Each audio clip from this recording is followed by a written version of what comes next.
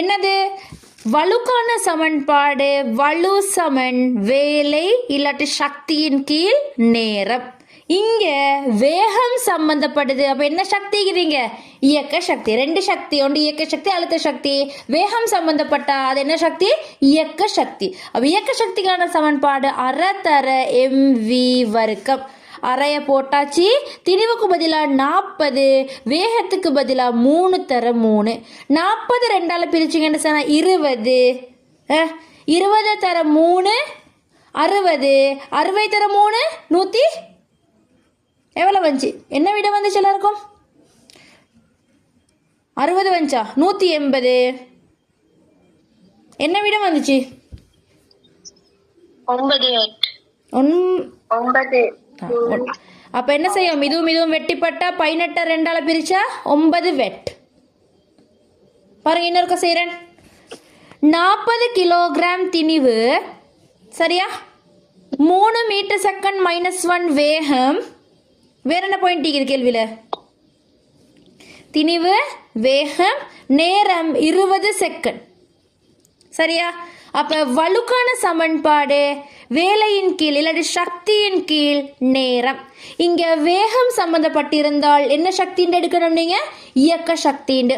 இயக்க சக்திக்கான சமன்பாடு அரை தர mv வர்க்கம். அரை திணிவுக்கு பதிலாக நீங்கள் எத்தனையை போடணும்? 40. வேகத்துக்கு பதிலாக 3 தர 3.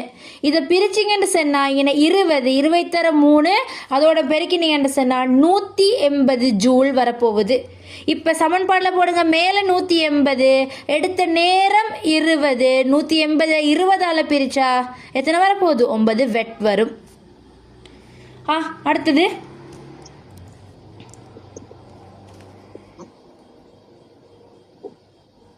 4 கிலோகிராம் திணிவுள்ள பொருளை 4 கிலோகிராம் திணிவுள்ள பொருளை 4 கிலோகிராம் திணிவுள்ள பொருளை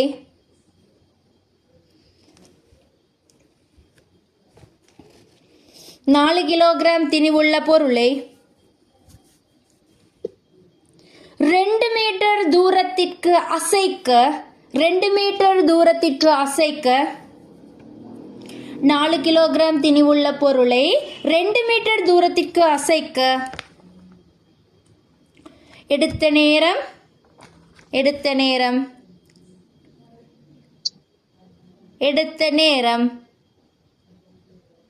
4 செகண்ட் ஆகும். 4 செகண்ட் ஆகும். 4 செகண்ட் ஆகும்.